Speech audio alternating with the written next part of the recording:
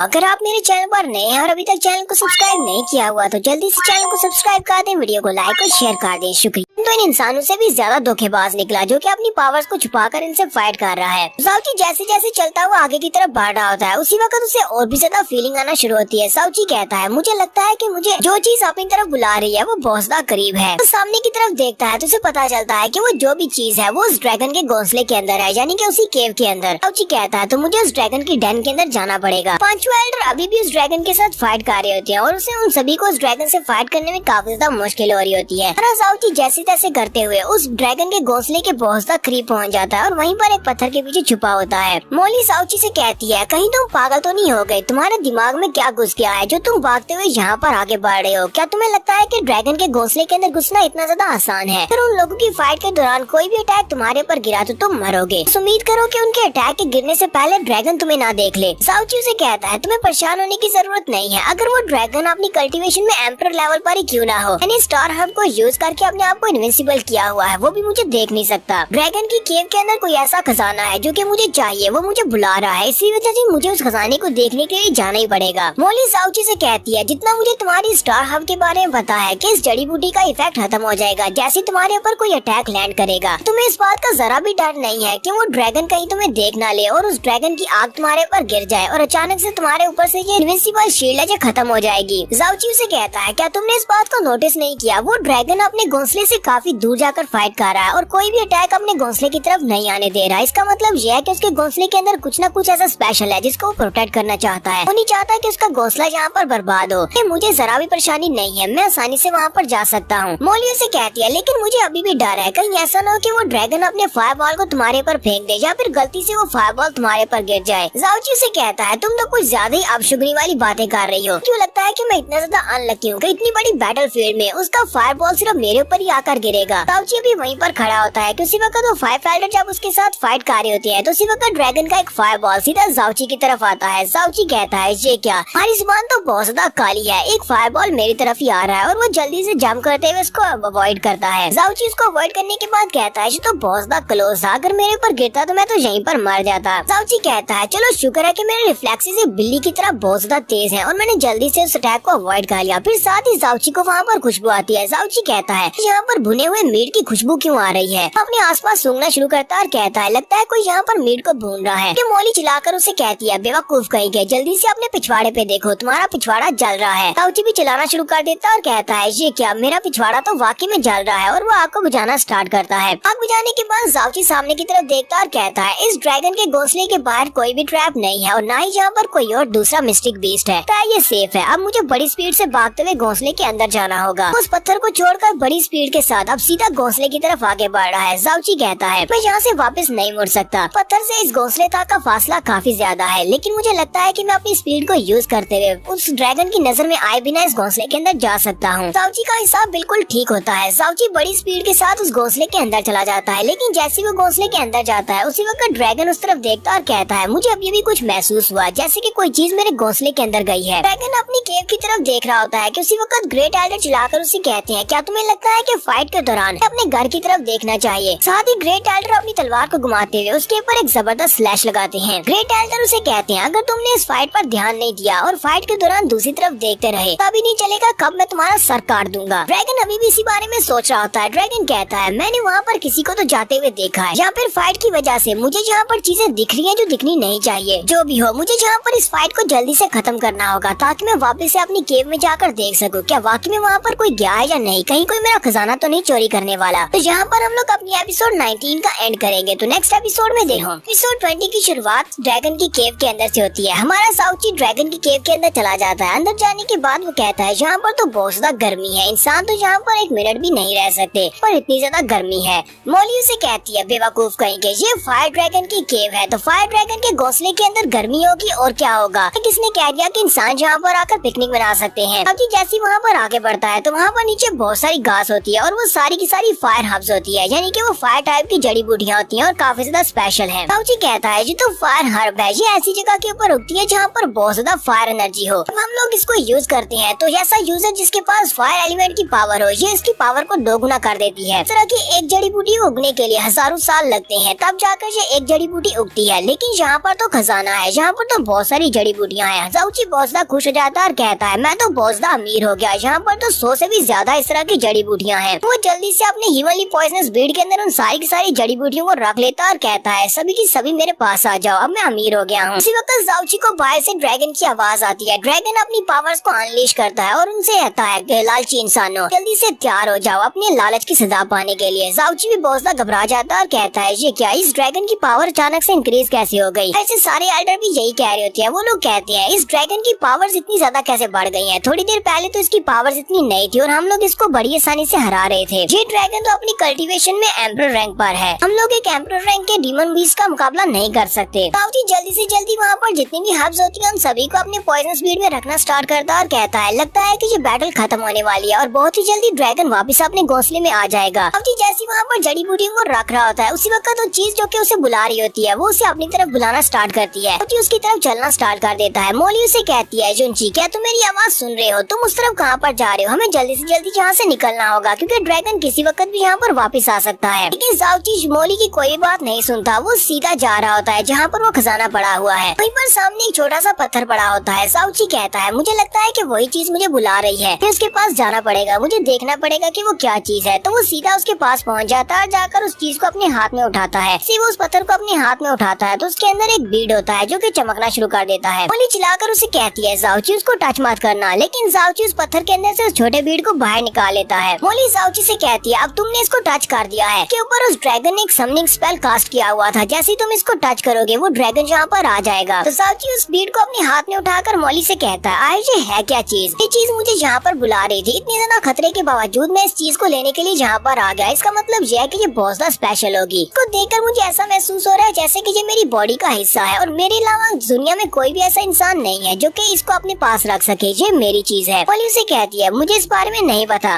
ये चीज क्या है और तुम्हें इसने यहाँ पर क्यों बुलाया, मुझे बस इतना पता है कि तुम मरने वाले हो। साउची जल्दी से पीछे की तरफ भागना शुरू करता है और उसे कहता है लगता है कि बैटल अभी भी जारी है, मेरे पास अभी भी मौका है, मैं यहाँ से भाग जाऊंगा। साउची जैसे वहाँ से भागकर बाहर जाने लगता है उसी वक्त ड्रैगन उसके सामने खड़ा होता है। ड्रैगन उसे कहता है लालची इंसान तुम्हारी हिम्मत कैसे हुई मेरे घोंसले के अंदर आकर मेरे कीमती खजाने को उठाने की। साउची उसके बीड को उसके सामने करते हुए कहता है क्या तुम इस खजाने की बात कर रहे हो, मैं तो बस इसको देखना चाहता था, मैंने इसको देख लिया, अब तुम अपने खजाने को वापस ले सकते हो और मुझे यहाँ से जाने दो। लेकिन गुस्से के साथ उसे कहता है ये किंग बहुत ज्यादा गुस्सा है, तुमने इसके खजाने को हाथ लगाया, खजाना वापस लेने से इस ड्रैगन का गुस्सा कम नहीं होगा, मैं तुम्हें मारकर ही अपने गुस्से को शांत करूंगा। और साथ ही में ड्रैगन के नेस्ट के बाहर का सीन भी दिखाया जाता है। वो एल्डर्स बहुत ज्यादा जख्मी होते हैं। ग्रेट एल्डर कहते हैं यहाँ पर चल क्या रहा है, ये ड्रैगन ये इतना ज्यादा पावरफुल कैसे हो सकता है, ये तो अपने एम्परर लेवल पर था, ये हमें यहाँ पर जान से भी तो मार सकता था, लेकिन ये बहुत ही जल्दी वापस अपने घोंसले में चला गया। आखिर वापस जाने की से इतनी ज्यादा जल्दी क्यों थी। बाकी के एल्डर्स कहते हैं अभी अभी ड्रैगन ने जो बात की इसका मतलब तो ये है कि कोई ना कोई उसके घोंसले के अंदर घुसा है जिसने उसके स्पेशल खजाने को चोरी किया है, इसलिए वो ड्रैगन बड़ी जल्दी वापस चला गया। ग्रेट एल्डर उनसे कहते हैं लगता है कि हमारी बैटल के दौरान कोई उसकी केव के अंदर घुस गया होगा, लेकिन हमारे लिए ये बात बहुत ज्यादा अच्छी है, हम वैसे भी उस ड्रैगन का मुकाबला करने के लायक नहीं है, बड़ी मुश्किल से हमारी जान बची है, चलो जल्दी से वापस चलते हैं। और ग्रेट एल्डर अपने बाकी के चारों साथियों को लेकर वहाँ से वापस चले जाते हैं। अब हमारा नेक्स्ट सीन फिर से अंदर का दिखाया जाता है। मोली साउची के हीवनली पॉइजनस बीड के अंदर से बाहर निकल आती है, अपनी पावर्स को रिलीज करती है। ड्रैगन उसकी तरफ देखता और कहता है तुम कौन हो। मोली ड्रैगन से कहती है तुम्हारी इतनी औकात नहीं है कि तुम मेरे बारे में जान सको कि ये प्रिंसेस कौन है, तुम्हारे लिए बस इतना जानना काफी है कि अब ये केव मेरी है, चुपचाप यहाँ से दफा हो जाओ, अगर तुम मरना नहीं चाहते तो यहाँ से निकल जाओ। जबकि वो ड्रैगन उसकी बात सुनने के बाद पहले थोड़ी देर के लिए खामोश हो जाता है। साउची कहता है इस लड़की का प्रेशर तो बहुत ज्यादा है, इसकी पावर से ड्रैगन भी डर रहा है। ड्रैगन मोली से कहता है लड़की मुझे पता है कि तुम्हारी बॉडी से बहुत ही पावरफुल किलिंग इंटेंट निकल रहा है, तुम्हारी बॉडी से निकलने वाला और वाकई में सरप्राइजिंग है, लेकिन इस वजह से मैं तुमसे डरने वाला नहीं हूँ क्योंकि मुझे पता है कि तुम यहाँ पर सिर्फ ब्लफ कर रही हो, तुम्हारे पास तुम्हारी आधी ही पावर है। अगर तुम्हारे पास इस ड्रैगन किंग को मारने की पावर होती तो तुम कभी भी इस तरह छुप कर मेरी घोंसले के अंदर नहीं आती, तुम मुझे डायरेक्टली चैलेंज करती और मुझे मारकर मेरा खजाना लूट लेती। मोली को भी समझ आ जाती है कि ड्रैगन को बेवकूफ बनाना काफी मुश्किल है। वो उसे कहती है लगता है कि तुम मरना चाहते हो। ड्रैगन जल्दी से अपने मुंह के अंदर अपना फायर बॉल बॉल क्रिएट करता है और उसके ऊपर अटैक कर देता है। ड्रैगन अटैक करके उनसे कहता है, मैं यहाँ पर मरना नहीं चाहता बल्कि तुम दोनों को मारूंगा। तुम्हारी हिम्मत कैसे हुई इस ड्रैगन किंग के खजाने को चोरी करने की और साथ ही उसके सामने ब्लफ करने की। जाओची जो कि नीचे खड़ा होता है उस ड्रैगन की फायर बॉल के बिल्कुल सामने। मोली नीचे आती है, जाओची को साइड पर धक्का दे देती है और उस फायर बॉल के सामने खड़ी हो जाती है ताकि वो जाओची को प्रोटेक्ट कर सके। वहाँ पर अपनी पावर्स को रिलीज करती है और उस सारे के सारे फायर बॉल को अपनी बॉडी के साथ ही ब्लॉक कर लेती है। ड्रैगन भी इस बात से काफी हैरान होता है और कहता है, एक छोटी लड़की मेरे फायर बॉल को इस तरह ब्लॉक कैसे कर सकती है। मोली ड्रैगन किंग से कहती है, अब मैं तुम्हें नहीं छोड़ूंगी, तुमने मेरे ऊपर पहले अटैक किया तो मैं तुम्हें मार डालूंगी। अति वो अपनी मिस्टिक पावर्स को यूज करने लगती है। जाओची चिल्लाकर उसे कहता है, मोली तुम ऐसा नहीं कर सकती, अगर तुम मिस्टिक पावर्स को यूज करोगी तो हिमालय पॉइजन तुम्हारी बॉडी के अंदर फैल जाएगा। मोली चिल्लाकर उसे कहती है, जी सब कुछ तुम्हारी वजह से हो रहा है, अगर तुम इस ड्रैगन के हाथों से मारे गए तो फिर जो प्रिंसेस भी तुम्हारे साथ ही मारी जाएगी, लेकिन अगर सिर्फ यहाँ पर मैं मारी जाती हूँ तो मेरे साथ तुम नहीं मरोगे। अब तुम्हें और कुछ भी बात कहने की जरूरत नहीं है। मोली वहीं पर खड़े खड़े अपनी मिस्टिक पावर्स को रिलीज करती है। उसके पास जितनी बची कुछ मिस्टिक पावर्स होती है वो उन सभी को यूज करते हुए ड्रैगन के ऊपर एक बीम के साथ अटैक करती है। उसके स्पेशल मूव का नाम स्टार गार्ड्स ब्रिलियंट एनाइलेटिंग स्लैश होता है और वो स्लैश काफी ज्यादा पावरफुल होती है। वो सिर्फ एक ही अटैक के साथ उस ड्रैगन को मार देती है। जाओची भी ये देखकर बहुत ज्यादा हैरान होता है कि मोली बहुत ज्यादा स्ट्रॉन्ग है, उसने सिर्फ एक ही अटैक के साथ एम्परर लेवल के ड्रैगन को मार दिया है। मोली ड्रैगन के ऊपर अटैक करने के बाद ऊपर से नीचे की तरफ गिर जाती है। उसने यहाँ पर अपनी बहुत सारी कल्टीवेशन को यूज किया है, इसी वजह से पॉइजन उसकी बॉडी के अंदर तक फैल गया है। जाओची भागता हुआ मोली के पास चला जाता है। वो उसके पास बैठकर उसे कहता है, क्या तुम ठीक हो? मोली वहाँ पर बेहोश हो चुकी होती है। वो अपने ह्यूमनली पॉइजनस ब्लेड वाले हाथ को यूज करते हुए उसकी बॉडी के अंदर से पॉइजन को प्योरीफाई करने की कोशिश करता है, लेकिन उसका ह्यूमनली पॉइजनस ब्लेड मोली की बॉडी के अंदर से तेजी के साथ पॉइजन को नॉलिफाई नहीं कर पा रहा होता। मोली अपनी आंखें खोलती है और जाओची से कहती है, ये सब कुछ बेकार है, तुम्हारे ह्यूमनली पॉइजनस ब्लेड की स्पीड बहुत ज्यादा कम है जबकि पॉइजन तेजी से फैल रहा है। लगता है कि इस बार मैं सच्ची में मरने वाली हूँ। जाओची काफी ज्यादा घबरा जाता है और मोली से कहता है, मोली तुम इस तरह नहीं मर सकती, तुम बेहोश भी नहीं हो सकती, अपनी आंखें खुली रखो। हम दोनों में एक डील हुई है, मैंने तुम्हें अपना मास्टर माना है, तुमने भी मुझे बहुत कुछ सिखाना है, इसलिए प्लीज अपनी आंखें खुली रखो। कि मोली भी आस्ता सी आवाज में उसे कहती है, मैं भी यहाँ पर मरना नहीं चाहती, मैंने अभी तक अपनी मदर और अपने ब्रदर की मौत का बदला नहीं लिया, मैंने उन सभी को नहीं मारा, इसलिए मैं यहाँ पर मरना नहीं चाहती। और साथ ही वो भी आहिस्ता से अपनी आंखें बंद कर देती है। चिल्ला चिल्ला कर उसे कह रहा होता है, मोली प्लीज अपनी आंखें खोलो, मोली अपनी आंखें खोलो, हम दोनों में एक डील हुई थी, मैंने तुम्हें तुम्हारी नई बॉडी देनी है, तुम इस तरह मर नहीं सकती। मोली साथ ही अपनी आंखें बंद कर देती है। जाओची उसकी बॉडी की तरफ देखता है तो उसकी बॉडी वहाँ पर डस्ट में तब्दील हो रही होती है। जाओची कहता है, इसकी बॉडी तो फेड हो रही है, यानी कि ये वाकई में मरने वाली है। जाओची गुस्से के साथ ग्राउंड के ऊपर पंच मारना स्टार्ट करता है और कहता है, ये सब कुछ मेरी वजह से हुआ है क्योंकि मैं बहुत ज्यादा बेकार हूँ, मेरी जान बचाने के लिए इसने अपनी जान खतरे में डाल दी। जाओची कहता है, मेरी जान के साथ मोली की जान भी जुड़ी हुई है, मैं इसकी जान को खतरे में कैसे डाल सकता हूँ। जब वो ग्राउंड के ऊपर पंचेस मार रहा होता है तो उसके हाथ से ब्लड निकलता है। जाओची कहता है, मुझे याद आया, लास्ट टाइम इसने मेरा ब्लड पिया था अपनी बॉडी को प्योरीफाई करने के लिए, अगर मैं इसको अपना ब्लड पिलाता हूँ तो शायद इसकी जान बचाई जा सकती है। जाओची अपने बाजू के ऊपर कट लगाता है और अपना ब्लड बहाता है। जाओची कहता है, अब ये काम करना चाहिए। वो ब्लड उसके हाथ के ऊपर से बह रहा होता है। वो अपने दूसरे हाथ से मोली का मुंह ओपन करता है और अपने ब्लड ड्रॉप्स को उसके मुंह के अंदर डालता है। मोली वहाँ पर बेहोश हो चुकी है, इसी वजह से वो अपने आप उस ब्लड को पी नहीं सकती, इसलिए जाओची का ब्लड उसके मुंह के अंदर जाने के बाद वापस बाहर की तरफ बह रहा होता है। जाओची कहता है, मैं क्या करूँ, ये तो अपने आप से ब्लड पी भी नहीं सकती। तुम्हारा जाओची अपने बाजू के ऊपर कट लगाकर अपने ब्लड को अपने मुंह के अंदर भरता है और कहता है, चाहे मुझे यहाँ पर कुछ भी करना पड़े पर मैं इसको जिंदा करके रहूंगा। वो उसके मुंह के साथ अपना मुंह जोड़ता है और अपने मुंह से ब्लड उसके मुंह के अंदर ट्रांसफर करता है। फिर से अपने बाजू के ऊपर कट लगाता है और अपने मुंह के अंदर ब्लड भरता है। मोली के मुंह के साथ मुंह लगाकर अपने ब्लड को उसके मुंह में ट्रांसफर करता है और फिर से अपने बाजू के ऊपर कट लगाता है। इस तरह वो 2-3 बार करता है और उसके मुंह के अंदर वो सारा ब्लड डालता जाता है। वो बार बार सिर्फ एक ही बात कह रहा होता है कि तुम्हें जागना होगा, मैं तुम्हें मरने नहीं दे सकता। थोड़ी देर के बाद जब वो उसकी बॉडी की तरफ देखता है तो उसकी बॉडी फेड करना बंद कर देती है। जाओची कहता है, अब इसकी बॉडी की हालत पहले से काफी ज्यादा बेहतर हो चुकी है, लगता है कि ये काम कर रहा है। और वो फिर से अपने बाजू के ऊपर एक और कट लगाता है और अपने मुंह में ब्लड भरता है और फिर से उसके मुंह के अंदर ब्लड डाल देता है। इसी तरह वो पूरे 1 घंटे तक बार बार अपने हाथ के ऊपर कट लगाता है और अपने ब्लड को अपने मुंह में भरकर उसके मुंह के अंदर डालता जाता है। पूरे 1 घंटे के बाद जाओची की अपनी हालत काफी ज्यादा खराब हो जाती है क्योंकि उसने अपने बाजू के ऊपर बहुत सारे कट लगाए हैं और उसने अपना बहुत सारा ब्लड जाओची की बॉडी के अंदर ट्रांसफर कर दिया है, जिसकी वजह से उसकी अपनी हालत बहुत ज्यादा खराब हो चुकी है। वो बहुत ज्यादा वीक हो जाता है। वो लास्ट बार अपने बाजू के ऊपर से ब्लड को पी रहा होता है उसके मुंह में ट्रांसफर करने के लिए। वो वहीं पर बेहोश होकर गिर जाता है। तो जाओची और मोली दोनों ही यहीं पर बेहोश होकर गिर गए हैं। इस एपिसोड की शुरुआत में जाओची को एक बैकग्राउंड सीन याद आता है जब वो वहाँ पर बेहोश होता है। उस वक्त एक और लड़की पास्ट लाइफ में जब उसका नाम युनची हुआ करता था वो उसको जानती थी। वो उसे कहती है, ब्रदर युनची क्या तुम जाग गए? तो फिर वो लड़की अपने अपने पास से अपना मेडिसिन बॉक्स निकालती है और उसके बाजू के ऊपर मेडिसिन लगाना स्टार्ट करती है और कहती है, बिग ब्रदर जुनची, तुम तो हर बार जख्मी होकर वापस आते हो, जरा इस बार देखो तो सही तुम्हारे बाजू के ऊपर कितनी चोटें लगी है। फिर वो उसे कहती है, ब्रदर जुनची, मैंने तुम्हारे लिए आज बहुत सारा खाना बनाया है, आज खाना मेरे साथ ही खाना। फिर वो लड़की उसे कहती है, ब्रदर जुनची, जरा यहीं पर रुको, मैं तुम्हारे लिए बेड को ठीक कर देती हूँ। लेकिन उसी वक्त ब्रदर जुनची उठकर बाहर चला जाता है। वो दरवाजे में खड़ी होकर देखती है तो जुनची वहाँ से जाता हुआ दिखाई देता है। वो कहीं दूर जा रहा होता है। इसी के साथ ही नेक्स्ट ड्रीम में वो देखता है कि वो लड़की वहाँ पर बेहोश पड़ी होती है, उसकी हालत काफी ज्यादा खराब होती है, जबकि जुनची उसके पास बैठा होता है। मरने के वक्त वो लड़की जुनची से कहती है, ब्रदर जुनची, तुम्हारी बॉडी के ऊपर जितनी भी चोटें लगती हैं वो सारी की सारी चोटें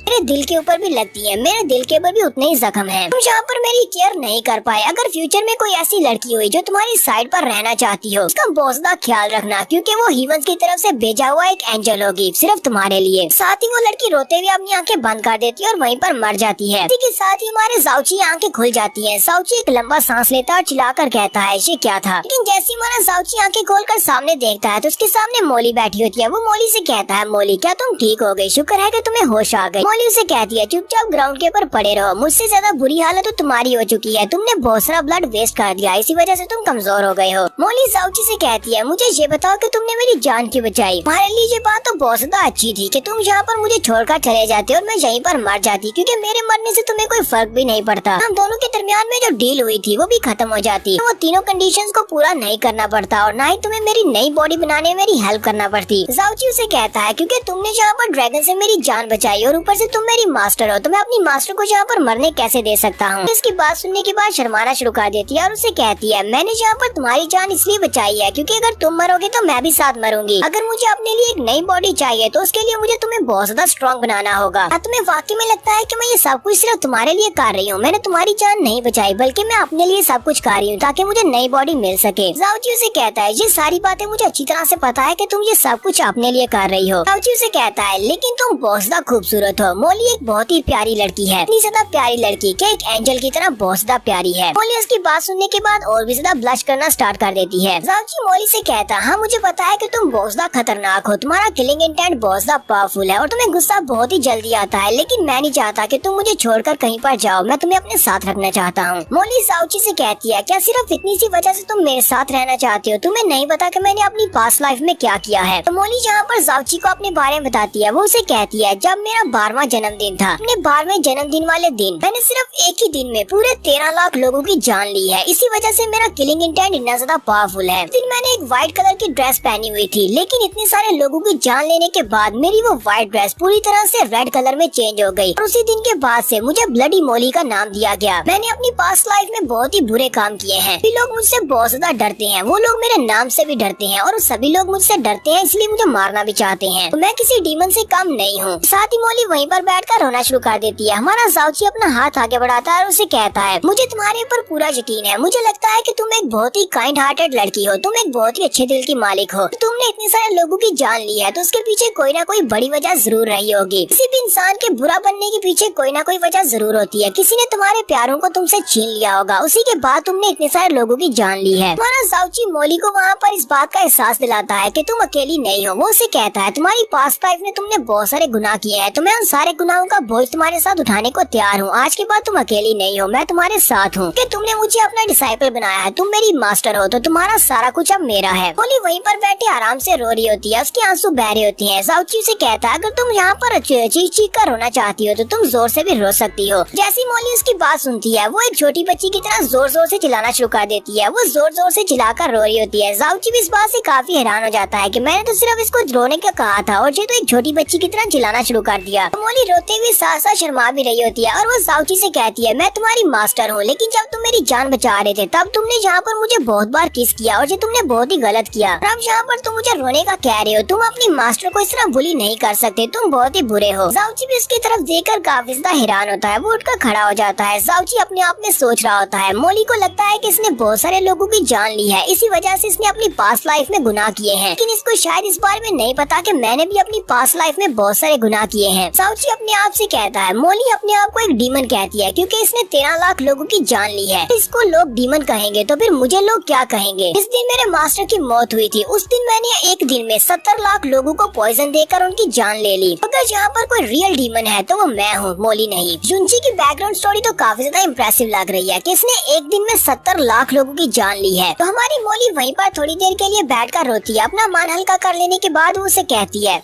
अब जबकि फिलहाल तुम किसी भी खतरे में नहीं हो, लेकिन मैं तुम्हें एक बात बता दूं, मैंने यहाँ पर बहुत सारी मिस्टिक पावर्स को यूज किया है। इसी वजह से अगले 3 महीने तक मैं अपनी मिस्टिक पावर्स को यूज नहीं कर पाऊंगी, क्योंकि अगर मैं अपनी पावर्स को यूज करूंगी तो तुम अपनी पूरी बॉडी का सारा ब्लड भी लगा दो, तब भी तुम मुझे दोबारा से ठीक नहीं कर पाओगे। जाओची से कहता है, ठीक है, मुझे तुम्हारी समझ आ गई, अब मैं किसी भी खतरे में नहीं पड़ूंगा। मोली जाओची से कहती है, तुम्हें यहाँ से जो स्पेशल खजाना मिला है जिसको ये ड्रैगन किंग सिक्योर कर रहा था, लगता है कि वो उस इवल गार्ड का एक बीज है, जो उन 5 बीजों में से एक बीज है। मैं बाकी के 4 भी ढूंढने होंगे, तुम्हें जल्दी से जल्दी इसको कंज्यूम करना होगा, जल्दी से इसको खा जाओ। साथ ही वो उसे कहती है, और एक और बात, फ्यूचर में अगर तुम मेरी बॉडी को टच करने वाले हो, चाहे मैं बेहोश ही क्यों ना हो, पहले तुम्हें मुझसे इजाजत लेना पड़ेगी। जाओची उसे कहता है, ठीक है, मैं इस बात को समझ गया, दोबारा मैं तुम्हें टच नहीं करूंगा। साथ ही वो जल्दी से गायब होकर उसके हिवली पॉइजनस बीड के अंदर चली जाती है। जाओची कहता है, तुम तो बहुत ज्यादा जल्दी में हो, मुझे लगता है कि जैसे कि तुम मुझसे शर्मा कर भाग रही हो। तो मोली उसके हिवली पॉइजनस बीड के अंदर जाने के बाद अपने घुटनों में सर देकर बैठी होती है और सोच रही होती है, क्या वाकई में इस लड़के ने जहाँ पर मुझे किस किया है। ऊपर से मैं भी पगली हूँ जो उसके सामने बैठकर इतनी जोर जोर से रो रही थी। मैं तो उसके सामने बहुत ज्यादा शर्मिंदा हो गई हूँ, तो मैं उसके साथ आंखें मिलाकर बात भी नहीं कर पा रही। फिर साथ ही हमारी मोली कहती है, मेरी जिंदगी में 2 स्पेशल लोग थे, एक मेरी माँ और एक मेरा भाई, जो कि मेरे बहुत ज्यादा केयर करते थे और मुझसे बहुत ज्यादा प्यार करते थे। लेकिन अब लगता है कि मेरी जिंदगी में एक और इंसान है जो कि उन्हीं की तरह मुझे बहुत ज्यादा प्यार करता है। जाओची उस इवल गार्ड के सीड को बाहर निकालता और कहता है, चलो देखते हैं कि इसमें स्पेशल क्या है। वो उस सीड को जल्दी से निकल जाता है। जैसे ही वो सीड को खाता है, उसकी पूरी बॉडी के अंदर से फायर निकलना स्टार्ट हो जाती है। मोली जाओची से कहती है, जो तो वाकई में उस इवल गार्ड का एक बीज है, ऊपर से तुम्हें जब मिल भी गया, तुम तो वाकई में बहुत ज्यादा लकी हो। हमारा जाओची जब उस बीड को खाता है तो उस बीड को खाने के बाद उसकी बॉडी से जबरदस्त एनर्जी निकलती है। जाओची कहता है, मेरा ब्रेक थ्रू हो रहा है, और ब्रेक थ्रू करने के बाद वो काफी सारे लेवल्स को एक ही साथ अप कर जाता है। ब्रेक थ्रू करने से पहले हमारे जाओची की कल्टीवेशन अपनी एलिमेंट्री राम के फर्स्ट लेवल पर थी, लेकिन यहाँ पर ब्रेक थ्रू करने के बाद उसकी कल्टीवेशन 10 लेवल के हिसाब से अप हो जाती है। अब वो अपने बेसिक के फर्स्ट लेवल पर पहुँच चुका है। जाओची कहता है, नॉर्मल हालात में इस कल्टीवेशन के लिए मुझे पूरे 3 साल लग जाते, लेकिन यहाँ पर सिर्फ एक बीड को खाने से मैंने लेवल अप कर लिया। जाओची की बॉडी के अंदर से काफी सारी फायर भी निकल रही होती है। जाओची से कहता है, मैंने इतनी आसानी के साथ लेवल अप कैसे कर लिया, और ऊपर से हाथों के अंदर से ये फ्लेम्स क्यों निकल रही हैं? मोली जाओची से कहती है, मैंने तुम्हें पहले भी इस बारे में बताया था, हमारी बॉडी के अंदर जो मेरिडियंस हैं वो इवल गार्ड की मेरिडियंस हैं, क्योंकि तुमने अपने एक मेरिडियन पॉइंट को एक्टिवेट किया है, तो उसके साथ में फ्लेम एट्रीब्यूट की पावर मिली है। रही बात तुम्हारी स्ट्रेंथ की इतनी जल्दी इंक्रीज होने की, यानी तुम्हारे लेवल अप होने की, तो ये तो तुम्हारा साइड बोनस है। मोली जाओची को इवल गार्ड की पावर्स के बारे में बताती है। वो उसे कहती है, कहानियों के मुताबिक इवल गार्ड के पास सारे एलिमेंट्स की पावर थी। उसके पास जो एलिमेंट्स की पावर थी वो बाकी के सारे गार्ड से बहुत ज्यादा थी। इवल गार्ड 5 एलिमेंटल पावर्स को कंट्रोल कर सकता था। इस वक्त तुम्हें उसका एक बीज मिला है जिसके अंदर फायर टाइप की पावर है, इस वजह से तुम्हारे पास अब फायर की पावर आ गई है। और सिर्फ फायर की पावर को यूज कर सकती हो, बल्कि तुम्हारे खिलाफ जितने भी फायर अटैक्स होंगे वो बिल्कुल बेकार हैं। कोई भी फायर से तुम्हारे पर अटैक नहीं कर पाएगा। जाओची भी इसकी बात सुनने के बाद बहुत ज्यादा चौंक जाता है और उसे कहता है, क्या वाकई में तुम सच कह रही हो? अब मैं यहाँ पर फायर अटैक्स को यूज कर सकता हूँ, साथ ही साथ मैं फायर से बच भी सकता हूँ, यानी कि मेरे पास इम्यूनिटी आ गई है। मोली जाओची से कहती है, ये पावर वाकई में बहुत ज्यादा शानदार है, किसी एलिमेंट को कंट्रोल करना और उस एलिमेंट से मुकम्मल तौर पर इम्यूनिटी हासिल करना। अगर मैं तुम्हारी मास्टर नहीं होती तो अब तक मैंने तुम्हें मार दिया होता और तुम्हारे पास से सीड को छीन लिया होता और इस पावर को मैं अपना बना लेती, लेकिन मैं तुम्हें मार नहीं सकती। अगर मैं तुम्हें मारूंगी तो मैं भी साथ मरूंगी। जाओची उसे कहता है, क्या तुम मुझे डराने के लिए सारी बातें कह रही हो? मोली उसे कहती है, नहीं, मैं तुम्हें यहाँ पर डराने की कोशिश नहीं कर रही, बल्कि मैं तुम्हें वार्निंग दे रही हूँ। तुम्हारी बॉडी के अंदर जो सीक्रेट्स हैं, तुम इनके बारे में किसी को भी नहीं बता सकते। किसी एक को भी इस बारे में पता चल गया तो पूरी दुनिया तुम्हारे खिलाफ हो जाएगी। वो सभी लोग तुमसे तुम्हारी इवल गार्ड की पावर्स को छीनना चाहेंगे। ये पावर्स हैं ही इतनी ज्यादा शानदार कि इस वक्त हम लोग जिस दुनिया में जी रहे हैं, इस दुनिया में कोई भी ट्रू गार्ड नहीं है। सारे के सारे ट्रू गार्ड्स खत्म हो चुके हैं और तुम्हारे पास जो पावर्स हैं वो एक गार्ड की पावर्स हैं, और फ्यूचर में तुम एक रियल गार्ड बन सकते हो। एक रियल गार्ड की पावर किसको नहीं चाहिए? जाओची अपने हाथ पे अपनी फ्लेम पावर्स को रिलीज करते हुए कहता है, तो मेरे पास एब्सोल्यूट पावर आ चुकी है। उसे कहती है, तुम्हें यहाँ पर ज्यादा एरोगेंट होने की जरूरत नहीं है, ना ही यहाँ पर ज्यादा खुश होने की जरूरत है। अभी के लिए तुम इन पावर्स को यूज नहीं कर पाओगे, क्योंकि इनको कंट्रोल करना काफी मुश्किल है। फिलहाल के लिए मैं चाहती हूँ कि तुम इस ड्रैगन की बॉडी को अपने कंट्रोल में रखो। इस ड्रैगन की बॉडी बहुत ज्यादा प्रेशियस है और फ्यूचर में तुम्हारे काफी काम आ सकती है, क्योंकि एक रियल ड्रैगन की ड्रैगन कोर, उसकी स्किन, उसकी हड्डियाँ, यहाँ तक कि उसकी हर एक चीज बहुत ज्यादा कीमती है। इसलिए सारे के सारे ड्रैगन को अपने पास रख लो। यहाँ पर हमारे जाओची के पास फायर को कंट्रोल करने की पावर आ चुकी है और उसकी कल्टीवेशन भी इसी ग्राम के फर्स्ट लेवल तक पहुँच चुकी है। मोली उसे कहती है, वैसे तो मैं तुम्हारी मदद कर सकती थी इसकी बॉडी को काटने के लिए, लेकिन अभी मैं रेस्ट कर रही हूँ, मैं अपनी मिस्टिक पावर्स को यूज नहीं करना चाहती। पर हिमली पॉइजनस ब्रीड की स्पेस बहुत ज्यादा बड़ी है, तुम इस पूरे के पूरे ड्रैगन को ही अपनी हिमली पॉइजनस ब्रीड के अंदर रख सकते हो, तुम्हें इसको काटने की जरूरत नहीं है। मोली उसे कहती है, और ऊपर से तुम्हारी स्ट्रेंथ बहुत ज्यादा कम है, अगर तुम मरना नहीं चाहते तो तुम्हें जल्दी से जल्दी इम्प्रूव करना होगा। इस स्ट्रेंथ को थोड़ा सा और बढ़ाओ और उसके बाद मैं तुम्हें एक बहुत ही स्पेशल स्किल सिखाऊंगी। जाओची काफी खुश हो जाता है और उसे कहता है, मुझे ये बताओ कि तुम मुझे कौन सा स्पेशल स्किल सिखाने वाली हो। मोली उसे कहती है, मेरे स्पेशल स्किल का नाम स्टार गॉड्स ब्रोकन शैडो है। जाओची इस बात से बहुत ज्यादा हैरान होता है और कहता है, अगर मोली यहाँ पर मुझे एक स्पेशल स्किल सिखाने वाली है तो वाकई में बहुत ज्यादा पावरफुल स्किल होगा, क्योंकि इसके स्किल्स मैंने देखे हैं, ये बहुत ज्यादा स्ट्रॉन्ग है। तो नेक्स्ट सीन हमें न्यू मून सिटी का दिखाया जाता है। न्यू मून सिटी पहुँचने तक रास्ते में ही वो उसे स्पेशल मूव को सिखा देती है, जिसका नाम स्टार गॉड शैडो टेक्निक है। हमारा जाओची न्यू मून सिटी के अंदर पहुँच जाता है तो वो अभी भी उस मूव को प्रैक्टिस कर रहा होता है, क्योंकि मोली ने उसे कहा था कि इस मूव को अच्छे से प्रैक्टिस करो। न्यू मून सिटी के जो लोग होते हैं वो जब जाओची को आता हुआ देखते हैं तो वो लोग बहुत ज्यादा हैरान हो जाते हैं। वो लोग कहते हैं, क्या वहाँ पर एक इंसान है या फिर दो है, या फिर उसका शैडो भी उसके साथ साथ चलता हुआ आ रहा है, हमने यहाँ पर किसी भूत को तो नहीं देख लिया। वो सभी लोग बहुत ज्यादा हैरान होते हैं। जाओची बड़े आराम से चलता हुआ आ रहा होता है, साथ ही अपनी शैडो टेक्निक को मास्टर भी कर रहा होता है। नहीं पता होता कि वो न्यू मून सिटी के अंदर एंटर हो चुका है। मोली उसे कहती है, बेवकूफ कही गई, ये तुम क्या कर रहे हो, जल्दी से प्रैक्टिस करना बंद करो वरना तुम सभी लोगों को बहुत ज्यादा डरा दोगे। अपने आसपास भी देखो, सभी लोग तुम्हारी तरफ घूर घूर कर देख रहे होते हैं।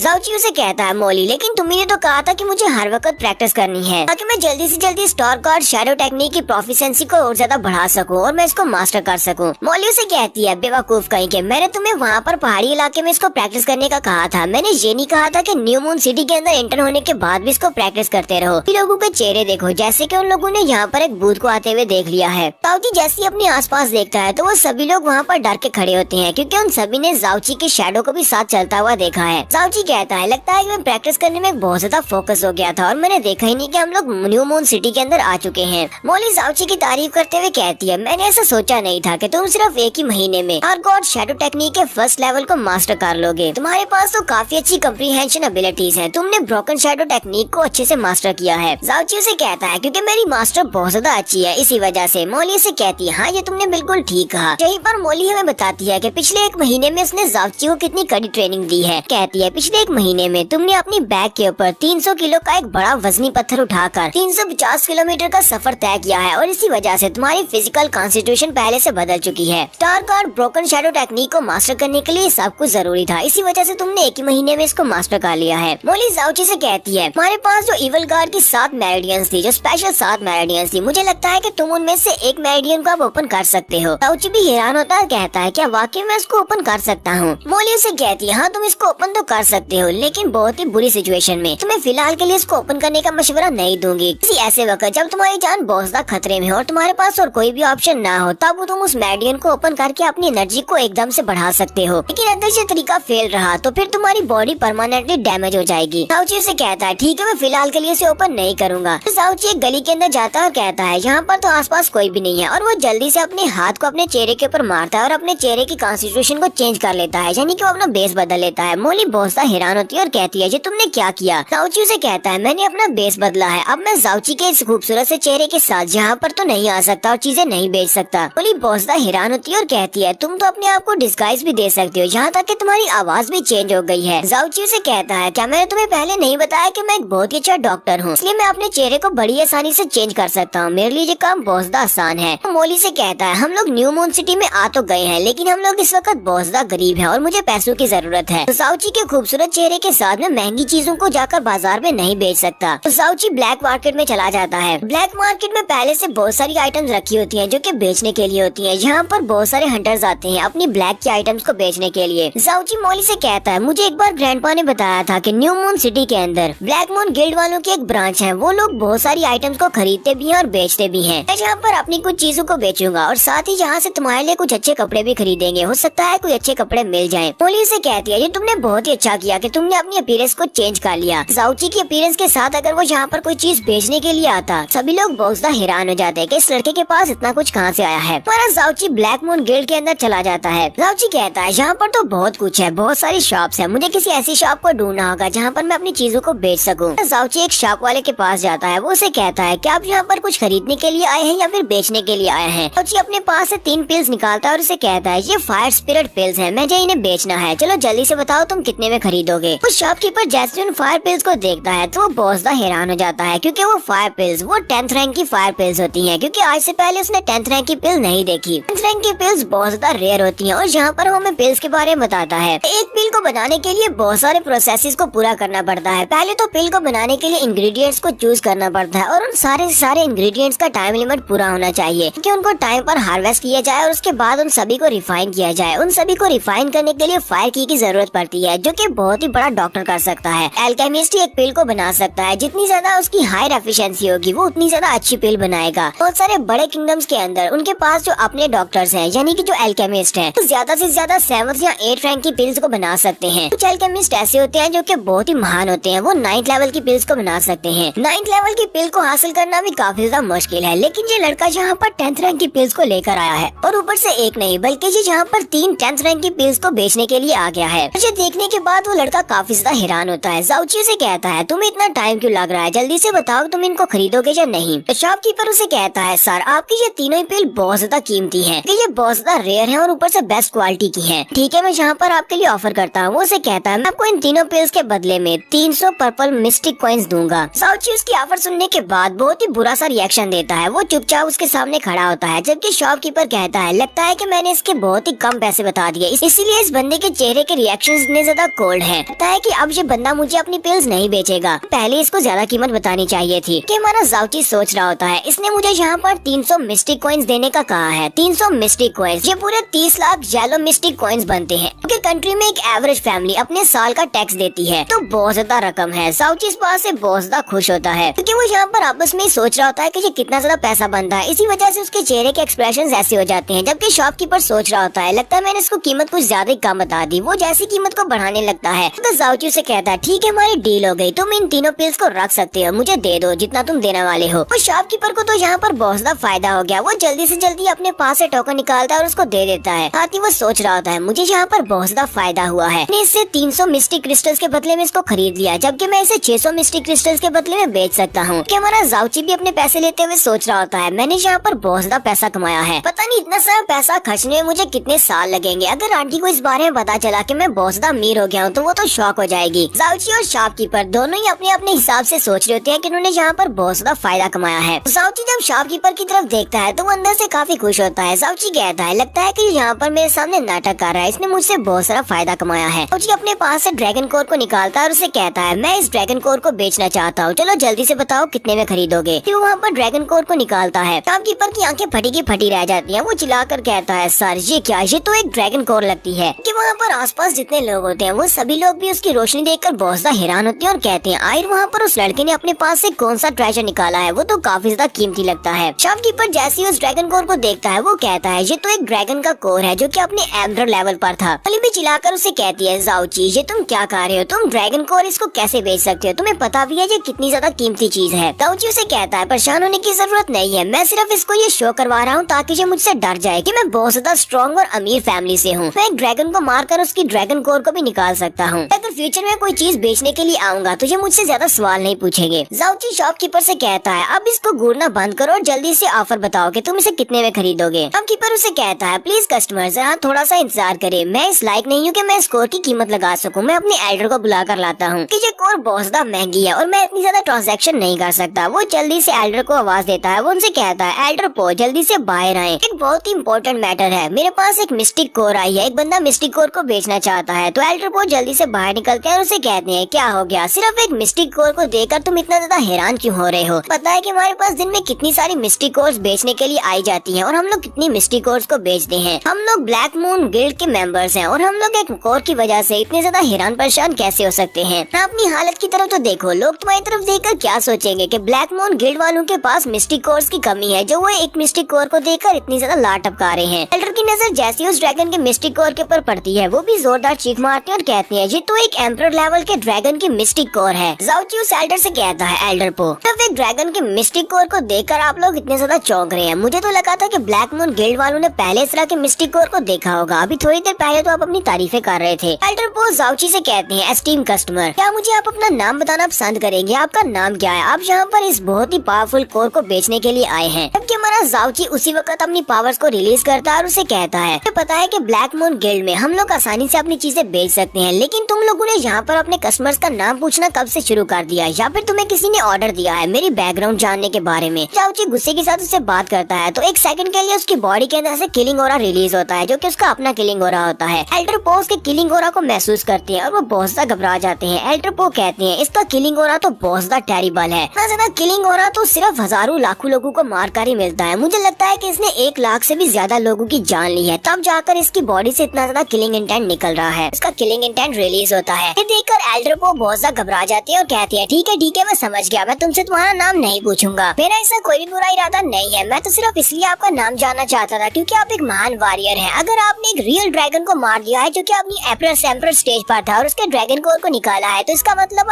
आप एक पियरलेस वॉरियर हैं। इस साथ ही एल्डर पो से कहते हैं मिस्टिक कोर्स होती है जो कि ऐसे बीस्ट की बॉडी से निकाली गई हो जो कि अपने एम्परर रैंक पर हो, वो सभी की सभी बहुत ज्यादा कीमती होती है, एक्सट्रीमली वैल्यूएबल चीज है। इस तरह की मिस्टिक कोर्स 100 साल या 50 साल के बाद ही किसी को दिखाई देती है, क्योंकि एम्परर लेवल के बीस्ट को मारना पॉसिबल नहीं है और कोई ऐसा होता है जो किसी एम्परर लेवल के बीस्ट को मार पाता है। मैं इसीलिए सब कुछ देखकर इतना हैरान हुआ हूँ कि आप यहाँ पर इतना कीमती ट्रेजर लेकर आए हैं हमें बेचने के लिए। एल्डर पो हमारे ज़ाओची से कहते हैं एस्टीम कस्टमर, ये वाली चीज बहुत ज्यादा महंगी है, हम इस ड्रैगन कोर को खरीद नहीं सकते। अगर मैं अपने पूरे के पूरे ब्लैक मून गिल्ड को भी बेच दूं और इससे जो पैसे मिलेंगे वो सारे के सारे भी आपको ऑफर करूँ तब भी कम होंगे, इसलिए मैं इसकी कीमत का अंदाजा भी नहीं लगा सकता। ज़ाओची उसे कहता है लेकिन ये चीज मेरे लिए बेकार है, इसी वजह से मैं इसको बेच रहा हूँ। एल्डर पो की बात सुनने के बाद सोच रहे होते हैं ये बंदा आखिर कितना ज्यादा स्ट्रॉन्ग है और इसका लेवल कितना ज्यादा हाई है। यहाँ पर ये कह रहा है कि ये ड्रैगन कोर इसके लिए बेकार है, हालांकि ड्रैगन कोर बहुत ही पावरफुल चीज है। हमारा ज़ाओची इस ड्रैगन कोर को उठा लेता है और वापस से अपनी जेब में रख लेता है। वो उसे कहता है अगर तुम इसकी कीमत नहीं दे सकते तो इसका मतलब तुम इसको खरीद नहीं सकते, मैं इसे वापस रख रहा हूँ। तो जाने से पहले ज़ाओची उस एल्डर पो से पूछता है क्या तुम्हें सीकोंग के बारे में पता है? एल्डर पो की बात सुनने के बाद कहते हैं मुझे यहाँ पर याद है कि हमारे इस पूरे न्यू मून सिटी में सिर्फ एक ही सीकोंग नाम का बंदा है। यहाँ पर एक सेक्टर है जिसका नाम न्यू मून मिस्टिक पैलेस है, तो वहाँ का एक ग्रेट एल्डर है। वो बंदा काफी ज्यादा अच्छा है और इसकी अथॉरिटी भी यहाँ पर काफी ज्यादा है क्योंकि वो न्यू मून सिटी में न्यू मून सेक्टर का एक एल्डर है, इसी वजह से उसके कोई रिलेटिव है। जबकि ज़ाओची इस बात से खुश होता है कि उसने सीकोंग के बारे में सारी इन्फॉर्मेशन निकलवा ली है। वो खुश होकर वहाँ से चल पड़ता है, आगे से कोई भी जवाब नहीं देता। जबकि एल्डर पो से कह रहे होते हैं एस्टीम कस्टमर, अगर दोबारा आपको कोई बिजनेस करना हो तो प्लीज हमारी दुकान पर ही आइएगा। एल्डर पो सोच रहे होते हैं ये बंदा तो वाकई में बहुत ज्यादा स्पेशल है, बात थोड़ी कम करता है लेकिन जितनी भी करता है काम की करता है। हमारा ज़ाओची जब चलता हुआ उस शॉप से बाहर निकल रहा होता है, उसी वक्त मोली उसे कहती है प्लीज अभी यहीं पर रुको, इस शॉपकीपर के पास एक बहुत ही अच्छी ड्रेस है, मुझे वो वाली ड्रेस चाहिए। यहीं पर शॉपकीपर के पीछे एक ड्रेस को दिखाते हैं, एक रेड कलर की ड्रेस होती है। ज़ाओची उसे कहता है तुम्हें पहले ये बात बतानी चाहिए थी, मैं उसके सामने अपने एटीट्यूड के साथ बात करके बात को खत्म करके वापस की तरफ मुड़ रहा हूँ। अगर मैं वापस से उसी के पास ही जाऊंगा तो मेरी तो काफी ज्यादा इंसल्ट हो जाएगी कि मैं अपनी बात खत्म करने के बाद वापस उसके पास क्या करने के लिए आया हूँ। मोली से कहती है मुझे इस बात से फर्क नहीं पड़ता, जाओ और जाकर उसे वो वाली ड्रेस खरीद कर दो। ज़ाओची थोड़ी दूर जाने के बाद वापस पीछे की तरफ मुड़ता है। एल्डर पो भी काफी हैरान होते हैं कि अब ये वापस क्यों आ रहा है, तो ज़ाओची उसके पास वापस आने के बाद कहता है मुझे वो ड्रेस चाहिए। एल्डर पो जल्दी से उस ड्रेस की तारीफें करना शुरू कर देते हैं। वो उसे कहते हैं कस्टमर, इस ड्रेस का नाम स्मोकी रेड फेरी ड्रेस है। वाली स्पेशल ड्रेस ऐसी लड़कियों के लिए बनाई गई है जिनकी उम्र 14 साल से कम हो। हालांकि ये ड्रेस काफी छोटी है लेकिन इसका डिजाइन काफी ज्यादा यूनिक है, इसलिए मुझे नहीं लगता कि आपको ये वाली ड्रेस खरीदनी चाहिए क्योंकि ये आपकी वाइफ को पूरी नहीं आएगी। कि हमारा ज़ाओची बड़े स्ट्रेट फेस रखते हुए कहता है नहीं, ये ड्रेस मेरी वाइफ के लिए नहीं बल्कि मेरी बेटी के लिए है। मोली उसकी बेटी वाली बात सुनने के साथ ही गुस्सा हो जाती है और उसे गालियाँ दे रही होती है। एल्डर पो ज़ाओची को उस ड्रेस की खासियत के बारे में बता रहे होते हैं। वो उसे कहते हैं वो ह्यूमनली स्नो सिल्क वर्म के सिल्क के साथ बनाया गया, इसलिए ये बहुत ज्यादा स्पेशल है। इसके अलावा इसके ऊपर पूरे 81 पीसेस लगाए गए हैं, वो भी ब्लड जेम के, इसकी खूबसूरती को बढ़ाने के लिए। ज़ाओची सोच रहा होता है आखिर एक ड्रेस के ऊपर कौन ब्लड जेम लगाता है, वो भी इतने ज्यादा, और इसको ह्यूमनली सिल्क से किसने बनाया, इतनी ज्यादा महंगी ड्रेस बनाने का क्या फायदा। ज़ाओची ये सोचकर काफी ज्यादा परेशान होता है कि मैंने अभी अभी यहाँ से काफी सारे पैसे कमाए हैं, अगर मैं इस ड्रेस को खरीदूंगा तो मैं फिर से गरीब हो जाऊंगा क्योंकि जितना इस मर्चेंट ने इसकी तारीफ कर दिया मुझे लगता है कि ये वाली ड्रेस ये मुझे बहुत ज्यादा महंगी देने वाला है। ज़ाओची कहता है तो क्या मुझे यहाँ पर इससे डिस्काउंट मांगने चाहिए, लेकिन अगर मैं डिस्काउंट की बात करूंगा तो एल्डर एल्डर पो पता नहीं मेरे बारे में क्या सोचेंगे। एल्डर पो भी जाओची की तरफ ही देख रहे होते हैं। वो जल्दी से उस ड्रेस को हैंगर के ऊपर से उतारते हैं और जाओची से कहते हैं एस्टीम कस्टमर, क्योंकि तुमने यहाँ पर हमें काफी कुछ बेचा है, तुम हमारे सबसे स्पेशल कस्टमर हो, इसी वजह से ये वाली ड्रेस मैं तुम्हें फ्री देता हूँ। ये हमारी तरफ से गिफ्ट है, प्लीज इस गिफ्ट को एक्सेप्ट करें और आइंदा भी हमारी शॉप पर चीजें बेचने और खरीदने के लिए आना। जाओची तो इस बात से बहुत ज्यादा खुश होता है, लेकिन वो शो नहीं करवा रहा।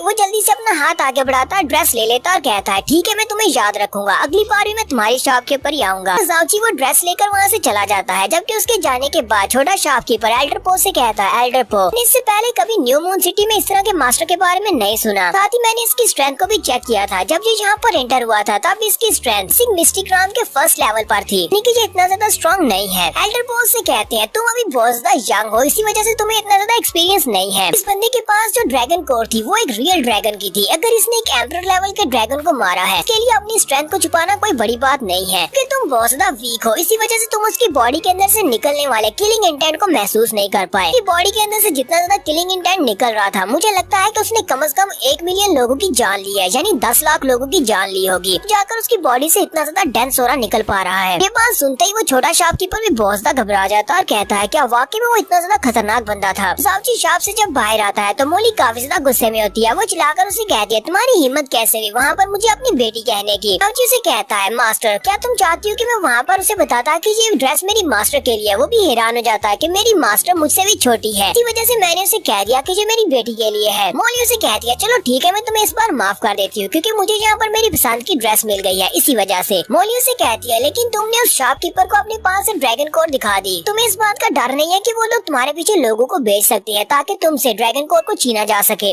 जाओची उसे कहता है नहीं, वो किसी को भी यहाँ पर नहीं बेचेंगे, उन्हें पता है कि मेरे पास ड्रैगन कोर है और मैंने किसी ड्रैगन को मारकर इसको हासिल किया है, इसी वजह से वो बहुत ज्यादा डरे हुए हैं। मोली जाओची की बात सुनने के बाद कहती है वो एल्डर पो वो खुद भी काफी स्ट्रॉन्ग था, देखकर लगता तो नहीं है कि वो इतनी आसानी से डरेगा, लेकिन जब उसने वहाँ पर तुम्हारे ओरा को देखा तो वो बहुत ज्यादा घबरा गया था। आज तुम्हारी बॉडी से इतना ज्यादा ओरा निकल कैसे रहा था? साथ ही हमारी मोली सोचती होती है थोड़ी देर के लिए इसकी बॉडी के अंदर से किलिंग ओरा निकला था और वो बहुत ज्यादा डेंस था, इतना ज्यादा डेंस के मेरे किलिंग ओरा के बराबर था। जाओची उसे यहाँ पर किलिंग ओरा के बारे में कुछ भी नहीं बताता, तो वो लोग चलते हुए न्यू मून मिस्टिक पैलेस के बाहर पहुँच जाते हैं। जाओची कहता है ग्रैंडपा ने मुझे कहा था कि मुझे सीकोंग को ढूंढना है, लगता है कि वो ग्रेट एल्डर मुझे यहीं पर मिलेगा, चलो अंदर चलते हैं। जैसे वो वहाँ पर अंदर जाने लगता है उसी वक्त उसे साइड से आवाज आती है। साला चिल्लाकर उसे कहता है जीजा जी आप यहाँ पर क्या कर रहे हैं? जाओची बहुत ज्यादा हैरान होता है और कहता है ये कैसे हो सकता है, ये तो उसी की आवाज है, वो यहाँ पर कैसे हो सकता है? तो युनबा भागता हुआ वहाँ पर आता है और कहता है जीजा जी ये तो वाकई में तुम हो, तुम यहाँ पर कैसे आए? और वो भागता हुआ आता है अपनी पुरानी आदत, वो आके उसे गले से लगा लेता है और बियर हक देता है। जबकि जाओची से कह रहा था युनबा जल्दी से मुझे छोड़ दो, क्या तुम चाहते हो कि तुम्हारी बहन बड़ी जवानी में विधवा हो जाए? युनबा उसे छोड़ देता है और कहता है जीजा जी मैं आपको देखकर बहुत ज्यादा एक्साइटेड हो गया था और फिर से आपको गले से लगा लिया, प्लीज मुझे माफ करना। मैंने सुना था कि आज से 6 महीने पहले आपको आपकी जाओ फैमिली से निकाल दिया गया, मैं आपको ढूंढने की कोशिश भी की थी लेकिन आप मुझे कहीं पर भी नहीं मिले। आज यहाँ पर आपको देखकर इसी वजह से मैं बहुत ज्यादा एक्साइटेड हो गया। जाओची उसे कहता है युनबा तुम्हें परेशान होने की जरूरत नहीं है, तुम्हें पता है ना कि मैं तुम्हें पिछले 10 साल से जानता हूँ, तुम जानते हो मैं कितना लकी हूँ, मैं इतनी आसानी से नहीं मरने वाला। वो युनबा से कहता है युनबा तुम बताओ कि तुम यहाँ पर क्या कर रहे हो? युनबा अपनी तारीफ करते हुए कहता है जीजा जी मैं यहाँ पर पिछले 6 महीने से हूँ और मैं यहाँ पर एक स्टूडेंट बन चुका हूँ। यहाँ पर न्यू मून मिस्टिक पैलेस में क्लास ए है और मैं क्लास ए का स्टूडेंट हूँ। मैं आपको ये भी बता दूं कि क्लास ए को ज्वाइन करने के लिए आपके पास बहुत ज्यादा पोटेंशियल होनी चाहिए, इसी वजह से मुझे क्लास ए में रखा गया है। जाओची उसे कहता है क्या तुम्हें लगता है कि मुझे तुम्हारी पोटेंशियल के बारे में नहीं पता? मुझे लगता है कि तुम यहाँ पर कनेक्शंस को यूज करते हुए एडमिशन ले पाए हो, वरना तुम्हें एडमिशन नहीं मिलना था। युनबा से कहता है हाँ जीजा जी आपने बिल्कुल ठीक कहा, आपको तो पता चल गया, यहाँ पर कनेक्शंस को यूज करते ही आया हूँ। लेकिन जीजा जी आप यहाँ पर क्या कर रहे हैं?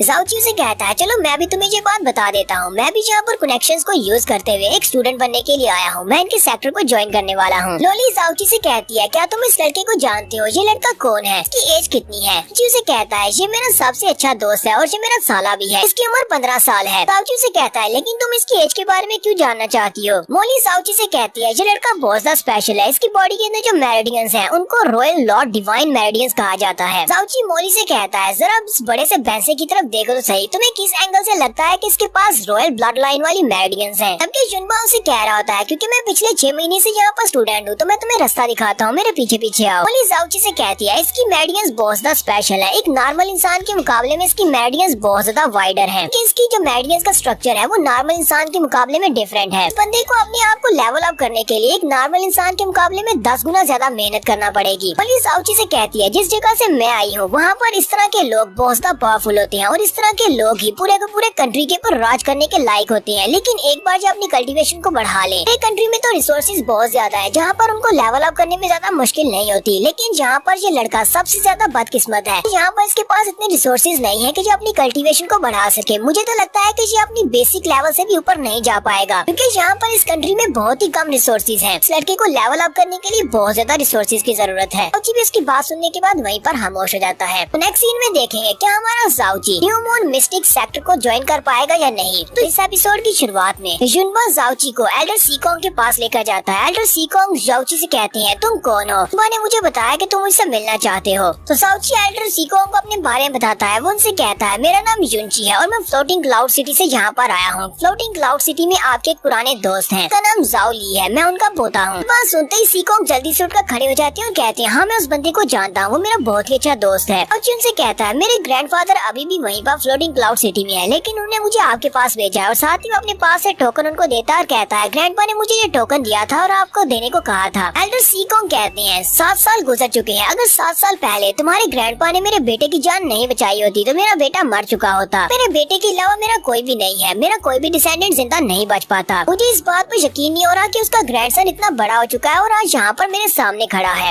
युनबा जाओची से कहता है जीजा जी तुम्हारा नाम तो जाओची है, तुमने अपना नाम युनची क्यों बताया है। जाओची से कहता है तुम्हें तो पता है कि 6 महीने पहले जाओ फैमिली वालों ने मुझे घर से निकाल दिया था, इसी वजह से मैं जाओ फैमिली का नाम अब अपने नाम के साथ नहीं लगा सकता। मैंने अपना नाम चेंज करके अब अपना नाम युनची रख लिया है। अगली बात मैं तुम्हें बाद में बताऊंगा। सीकोंग से कहते हैं मैंने फ्लोटिंग क्लाउड सिटी के अंदर जो इंसिडेंट हुआ उसके बारे में कुछ सुना है और मुझे लगता है कि तुम्हारी जाओ फैमिली अंधी हो चुकी है जिन्होंने तुम्हारे जैसे टैलेंटेड बच्चे को अपनी फैमिली से बाहर निकाल दिया। तो तुम वाकई में एक बहुत ज्यादा टैलेंटेड लड़की हो। तुम्हारी उम्र अब इस वक्त अभी सिर्फ 16 साल होगी। तुम इस वक्त अपनी बेसिक राम के फर्स्ट लेवल तक पहुंच चुके हो। मुझे लगता है कि फ्यूचर में तुम्हारी कल्टीवेशन बहुत ज्यादा तेजी से बढ़ने वाली है। तुम अब इस बात से बहुत ज्यादा हैरान हो जाता है और चिल्लाकर कहता है ऐसा कैसे हो सकता है एल्डर, लगता है आपको कोई गलती लगी है। मेरे जीजा जी तो पैदाइश के वक्त से टूटी हुई मेरिडियंस के साथ पैदा हुए थे, मैं इनको बचपन से जानता हूँ। इनके पास तो कल्टीवेशन थी ही नहीं, फिर ये अचानक से बेसिक राम पर कैसे पहुँच गए। जाओची उसे कहता है ये भी एक लंबी स्टोरी है और ये बात भी सच है कि इस वक्त मैं अपनी बेसिक राम के फर्स्ट लेवल पर हूँ। जाओची सीकोंग से कहता है एल्डर सीकोंग आपने मेरी कल्टीवेशन तो देख लिया, क्या आप मुझे अपने सेक्टर में एक डिसाइपल के तौर पर एक्सेप्ट करेंगे। एल्डर सीकोंग से कहते हैं हाँ क्यों नहीं, हम तुम्हें अपना डिसाइपल बनाएंगे, लेकिन उससे पहले मुझे तुम्हारी मेरिडियंस को चेक करने दो तो मैं तुम्हारी पोटेंशियल को जान सकूं। वो आगे बढ़ते हैं और उसका हाथ पकड़कर उसकी मेरिडियंस को चेक करते हैं, लेकिन साथ ही वो बहुत ज्यादा हैरान हो जाते हैं। एल्डर सीकोंग कहते हैं तुम्हारी बॉडी में इस वक्त पूरी 16 मेरिडियंस एक्टिवेटेड है। इस वक्त तुम्हारी उम्र भी 16 साल है, ये तो बहुत ज्यादा शानदार है। और उनके सामने झुकते हुए कहता है एल्डर आपका बहुत बहुत शुक्रिया, आप सिर्फ मेरी 16 मेरिडियंस को देखकर बहुत ज्यादा हैरान हो गए हैं, लेकिन असल में मेरे पास 16 नहीं बल्कि पूरी की पूरी 54 मेरिडियंस अनलॉक्ड है। मैंने सिर्फ आपको 16 ही शो करवाई है, आप शॉक की वजह से बेहोश ना हो जाएं। तो सीकोंग उसकी बात सुनते ही बहुत ज्यादा एक्साइटेड हो जाते हैं और जाओची से कहते हैं क्या वाकई में तुम श्योर हो कि तुम हमारे न्यू मून मिस्टिक पैलेस को ज्वाइन करना चाहते हो। अपनी कल्टीवेशन तुम्हारे पास है, मैं तुम्हें बिना एंट्रेंस एग्जाम के यहाँ पर एंट्री दिलवा सकता हूँ। तुम्हें सीधा क्लास ए में ट्रांसफर किया जाएगा, तुम यहाँ के क्लास ए के स्टूडेंट बन जाओगे। जाओची उनसे कहता है सुनने में तो काफी ज्यादा अच्छा लगता है। तो एल्डर बड़ी स्पीड के साथ भागते हुए जाते हैं, अंदर से जाकर एक टोकन उठाकर लाते हैं। जाओची के कंधे पे वो लगा देते हैं और कहते हैं ये तुम्हारा बैच है, इसको कभी मत उतारना। इस बैच का मतलब ये है कि तुम हमारे न्यू मून सेक्टर पैलेस के एक स्टूडेंट हो। साथ ही एल्डर भागते हुए बाहर चले जाते हैं। जाओची उनसे कहता है लेकिन मुझे यहाँ पर कोई एंट्रेंस सेरेमनी को पूरा नहीं करना चाहिए। एल्डर सीकोंग से कहते हैं वो सेरेमनी तो बहुत ज्यादा लंबी है, इस वजह से हम लोग उसको स्किप करने वाले हैं। बहुत ही जल्दी यहाँ पर एक बैंक्वेट पार्टी होने वाली है, मैं चाहता हूँ कि उस बैंक्वेट पार्टी में तुम भी आओ। साथ ही एल्डर सीकोंग से बाय बोलकर वहाँ से चले जाते हैं। जाओची युनबा से कहता है ये इतनी जल्दी से यहाँ से क्यों भाग गए, मुझे तो ऐसा लगता है कि जैसे उन्होंने मेरा फायदा उठा लिया, पर मेरे साथ कुछ बुरा हुआ है। युनबा उसे कहता है नहीं जीजा जी तुम्हारे साथ यहाँ पर कुछ भी बुरा नहीं हुआ, तुम्हारी पोटेंशियल काफी ज्यादा है और वो तुम्हें जल्दी से जल्दी अपना डिसाइपल बनाना चाहते थे और इसी वजह से वो जल्दी से यहाँ से भाग गए हैं। तुम कहीं अपना फैसला ना बदल लो, पास भी ज्यादा कल्टीवेशन होती है, बाकी के सेक्टर वाले उस डिसाइपल को छीन लेते हैं। इसी वजह से एल्डर सीकोंग तुम्हें देखकर बहुत ज्यादा खुश है क्योंकि उन्होंने तुम्हें अपना डिसाइपल बना लिया। और जिसकी बात सुनने के बाद कहता है तो मुझे लगता है कि यहाँ पर वाकई में उन्होंने मेरा फायदा उठाया है। मोली जाओची से कहती है आखिर तुम कितने दिनों तक यहीं पर इसी सेक्टर में रुकने वाले हो। जाओची कहता है मुझे लगता है कि मुझे कुछ दिनों तक यहीं पर रुकना चाहिए, ये जगह कल्टीवेशन के लिए काफी ज्यादा अच्छी लगती है। तो युनबा जाओची को अपने साथ लेकर बाहर आ जाता है और बाहर आने के बाद उसे कहता है जीजा जी मुझे ऐसा क्यों कहा कि तुम यहाँ पर कनेक्शंस की मदद से ज्वाइन करने वाले हो, जबकि तुम्हारे पास काफी अच्छी पोटेंशियल है, तुम्हारी कल्टीवेशन भी मुझसे ज्यादा बेहतर है। जाओची से कहता है मुझे खुद भी इस बारे में नहीं पता था कि मैं इतनी आसानी के साथ यहाँ पर एक्सेप्ट हो जाऊंगा? मुझे ये बताओ कि एल्डर ने एक बैंक्वेट पार्टी के बारे में बताया है, वो बैंक्वेट पार्टी क्या है? जुनबा उसे बताता है वो बैंक्वेट पार्टी हमारे नए लीडर के लिए दी गई है। नया लीडर जब सिलेक्ट किया जाता है तब यहाँ पर एक पार्टी दी जाती है और यहाँ पर बाकी के सारे जितने सेक्टर्स हैं वो भी अपने रिप्रेजेंटेटिव्स को भेजते हैं। लेकिन हर बार जब भी यहाँ पर ये बैंक्वेट पार्टी दी जाती है, हर बार हमारे मिस्टिक पैलेस को बहुत ज्यादा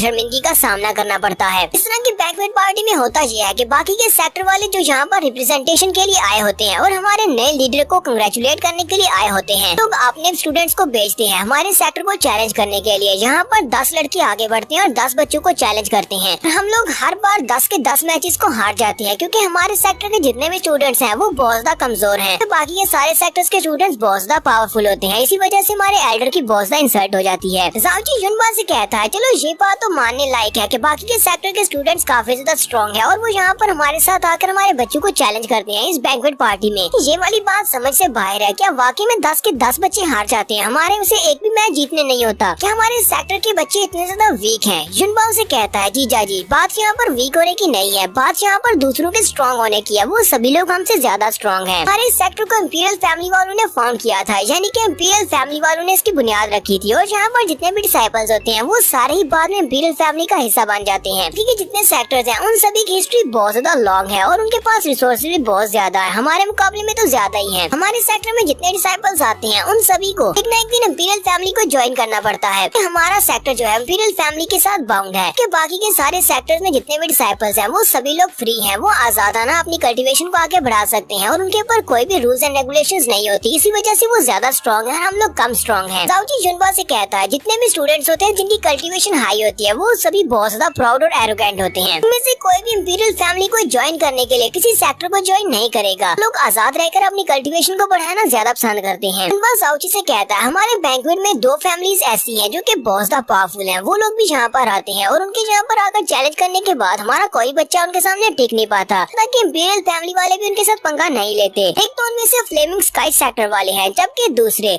जाओ सेक्टर की छोटी ब्रांच से हैं, यानी कि आपके सेक्टर के लोग हैं। जाओची से कहता है ये ब्रांच सेक्टर क्या होता है, मुझे इसके बारे में बताओ। युनबा जाओची को उनके बारे में बताता है कि मैंने आपको बताया कि वो जाओ सेक्टर की ब्रांच सेक्टर्स हैं। इसका मतलब ये है कि वो सारे ही जाओ सेक्टर के आउटर डिसाइपल्स होते हैं जो कि जाओ सेक्टर के मेन सेक्टर में रहने के लायक नहीं होते। इसी वजह से उन्हें सेक्टर से निकाल दिया जाता है और वो अपनी छोटी ब्रांचेस में रहते हैं। हालांकि वो अपने सेक्टर के लिए बेकार होते हैं, तो वो सभी लोग अपने सेक्टर में रहने के लायक नहीं होते, इसी वजह से उनको निकाला जाता है। लेकिन उनकी ब्रांचेस बहुत ज्यादा पावरफुल है, जितने भी लोगों को वो डिफेक्टेड करके अपने सेक्टर से निकालते हैं वो लोग हमारे न्यू मून पैलेस से ज्यादा स्ट्रॉन्ग हैं। जाओची युनबा की बात सुनने के बाद सोच रहा होता है, इसने बताया कि साइड ब्रांचेस वाले लोग भी इतने ज्यादा पावरफुल है, तो इनकी मेन ब्रांचेस कितनी ज्यादा पावरफुल होंगी। युनबा काफी ज्यादा खुश होता है और जाओची से कहता है जीजा जी, इस बार का बैंक्वेट पिछली बार के बैंक्वेट से काफी ज्यादा अच्छा होने वाला है। पिछली बार 5 साल पहले बैंक्वेट पार्टी में हमारे 10 के 10 स्टूडेंट्स हार गए थे और बहुत ही बुरी तरह से हारे थे, लेकिन इस बार हमारे पास काफी अच्छे स्टूडेंट्स हैं। जाओची से कहता है तुम्हारे कहने का क्या मतलब है? क्या हमारे यंगर जनरेशन में बहुत ही टैलेंटेड बच्चे हैं? मुझे ये बताओ कि तुम यहाँ पर किसकी बात कर रहे हो? हमारे पास कोई मौका है आज के मैचेस को जीतने का।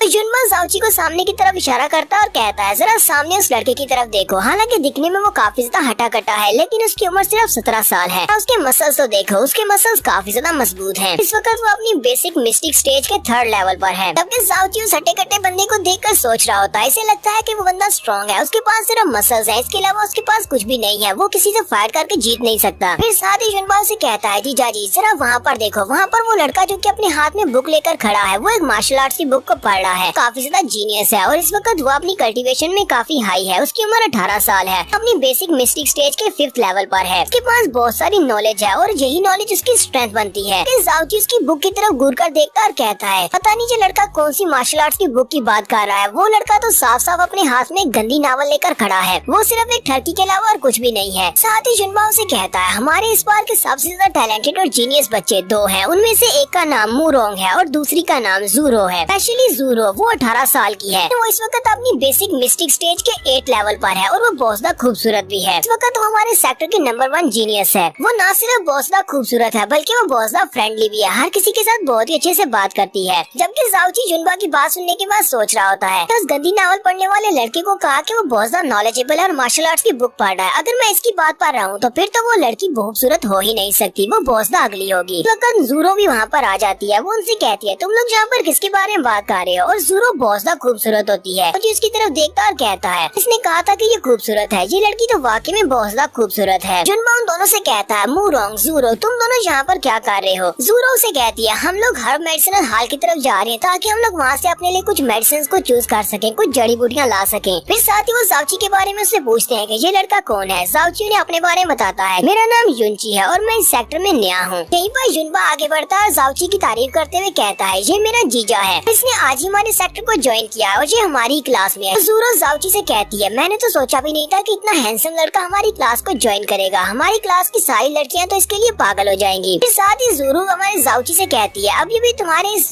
छोटे दोस्त ने कहा कि तुम इसके जीजा जी हो, क्या तुम्हारी शादी हो चुकी है? जाओची जैसी वहाँ पर उसको कुछ बताने लगता है, जुनबा आगे बढ़ता है और उसे कहता है, हाँ इसकी शादी हो चुकी है, ये मेरा जीजा जी है क्योंकि इसकी मेरी बहन के साथ शादी हुई है। इसकी उम्र सिर्फ 16 साल है, लेकिन 6 महीने पहले इसकी और मेरी बहन की शादी हुई थी। ज़ूरो से कहती है, तुम्हारी उम्र सिर्फ 16 साल है और तुम्हारी शादी भी हो चुकी है, लगता है कि तुम्हारी दुल्हन बहुत ज्यादा खूबसूरत होगी। मैं उसे कहता, हाँ वो बहुत ज्यादा खूबसूरत है क्योंकि वो मेरी बहन है, इसलिए वो बहुत ज्यादा खूबसूरत है। हमारा जाओची जहाँ पर लड़की बिठाने की कोशिश कर रहा था और जुनबा ने उसके सारे के सारे प्लान के ऊपर पानी फेर दिया। इस एपिसोड में देखेंगे क्या हमारा जाओची यहाँ पर लड़की फंसाने में कामयाब हो पाएगा या नहीं। एपिसोड के एंड पे हमने देखा था जाओची ज़ूरो की तारीफ कर रहा होता है, लेकिन उसका साला जुनबा भी वहीं पर होता है। जुनबा उसे उन सभी के सामने जीजा जी कह देता है, जिससे यूरो से कहती है, क्या तुम शादीशुदा हो? लेकिन तुम्हारी उम्र देखकर तो नहीं लगता। जुनबा उसे कहता है, इसकी उम्र सिर्फ 16 साल है और इसकी मेरी बहन के साथ शादी हुई है और मेरी बहन बहुत ज्यादा खूबसूरत है। तो यहाँ पर जाओची का ये प्लान फेल हो जाता है क्योंकि वो उस लड़की ज़ूरो के ऊपर लाइन मारने की कोशिश कर रहा होता है। यहाँ पर बात को संभालने के लिए कहता है, अच्छा ठीक है, मेरी शादी के बारे में बस बहुत बातें हो गई, अब मैं तुम्हारे बारे में कुछ बात करता हूँ। जाओची उसे कहता है, तुम्हें देखकर तो लगता है कि तुम इस इलाके की नहीं हो, तुम यहाँ की नहीं रहने वाली। ज़ूरो भी काफी ज्यादा हैरान होती है और कहती है, तुम्हें इस बारे में कैसे पता चला? जाओची उसे कहता है, क्योंकि इस वक्त हम लोग न्यू मून किंगडम में है और न्यू मून सिटी का जो वेदर है वो बहुत ज्यादा खराब है और यहाँ का एटमॉस्फेयर भी ऐसा नहीं है कि तुम्हारे जैसी खूबसूरत स्किन वाली लड़की को यहाँ पर डेवलप किया जा सके। जैसी खूबसूरत लड़की शहर की हो ही नहीं सकती, तुम किसी बाहर वाले शहर से यहाँ पर आई हो। ज़ूरो भी इसकी बातें सुनने के बाद शर्माते हुए साथ ही काफी ज्यादा खुश भी होती है और उसे कहती है, ब्रदर युनची तुम ना सिर्फ हैंडसम हो बल्कि तुम्हारी बातें भी बहुत ज्यादा अच्छी है, तुम्हें तो बहुत ही अच्छे से मीठी मीठी बातें करना आती है, तुम बहुत ज्यादा प्यारे हो। लेकिन ये तो बड़ी अफसोस की बात है कि तुम पहले से शादीशुदा हो। अगर तुम यहाँ पर पहले से शादीशुदा नहीं होते तो मैं तुम्हारे बारे में सोच सकती थी। और साथ ही वो हंसना शुरू कर देती है, जबकि उसके साथ जो लड़का खड़ा होता है वो इसकी वजह से काफी ज्यादा जेलस होता है। जाओची ज़ूरो से कहता है, तुम्हें परेशान होने की जरूरत नहीं है, मेरी वाइफ के साथ मेरी बात हो चुकी है, मेरी वाइफ ने मुझे इजाजत दी हुई है, मैं अपने लिए जितनी चाहे उतनी वाइफ रख सकता हूँ, इसलिए उसे मुझसे कोई मसला नहीं होगा। ज़ूरो जाओची से कहती है, अच्छा ठीक है, मुझे एक जरूरी काम करने के लिए जाना है, तुमसे मैं बाद में बात करूंगी, तुम वाकई में बहुत ज्यादा इंटरेस्टिंग हो, तुमसे क्लास में मिलूंगी। जबकि हमारा जाओची भी काफी ज्यादा एक्साइटेड होता है और पीछे से बाय बोल रहा होता है। फिर साथ ही जाओची सोच रहा होता है, ये लड़की वाकई में बहुत ज्यादा रिफाइन है, के अंदर एरोगेंस तो बिल्कुल भी नहीं है, सभी के साथ ये फ्रेंडली है और ऊपर से ये बहुत ज्यादा खूबसूरत है, इस लड़की को रिजेक्ट करना काफी ज्यादा मुश्किल है।